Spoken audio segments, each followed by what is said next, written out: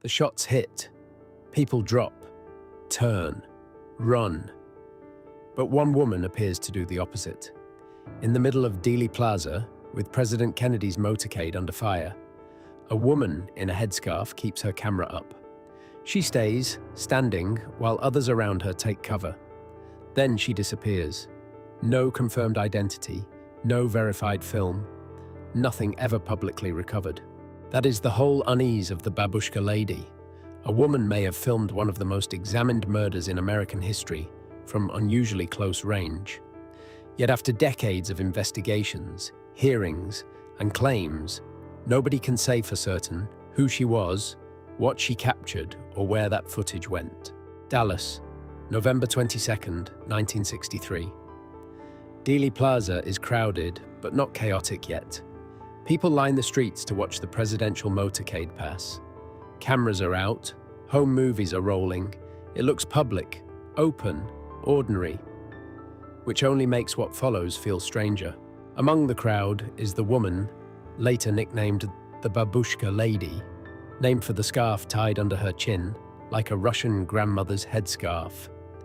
Witness images place her on the grass between Elm and Main, then near the Dallas County building, then later moving toward the grassy knoll.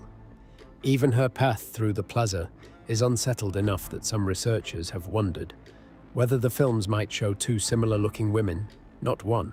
As Kennedy's car enters the plaza, several cameras catch fragments of the scene.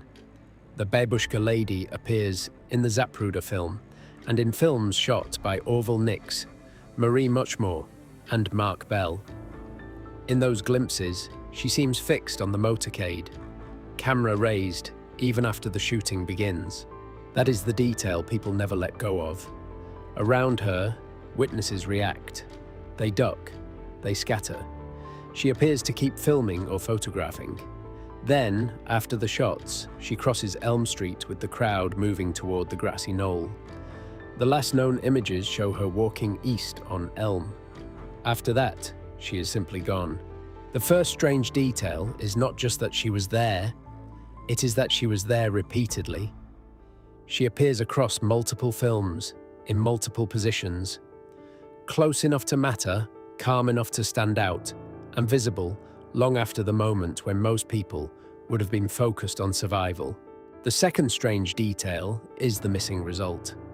If she really recorded the assassination, that material never surfaced in any confirmed way.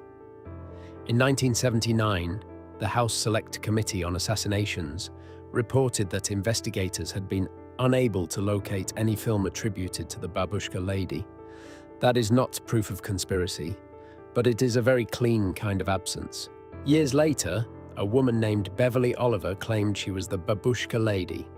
She said she filmed the assassination with a Yashica Super 8 camera, then handed the undeveloped film to two men who identified themselves as FBI agents. According to her story, they promised to return it within 10 days. She said she never got a receipt and never followed up. That alone sounds thin. Then it gets worse. The camera model she named was not made until years after 1963. Oliver answered that by saying it was an experimental model given to her by a friend. Researchers also noted that she would have been about 17 at the time, while the woman in the films appears older. Later testimony introduced still more detail, not more confidence. Then another loose thread appeared. In 1994, assassination researcher Gary Mack testified that a Kodak executive had told him about a woman who brought in film from the assassination scene while the Zapruder film was being processed. Supposedly, the image was blurry and useless, and her identity was never recorded. Maybe that was the Babushka Lady. Maybe it was someone else entirely. Conveniently, it solves nothing. The simplest theory is also the dullest. She was just a bystander with a camera who never came forward, or came forward too late, or whose footage was worthless. That fits the Kodak story. It also explains the silence without inventing a secret plot.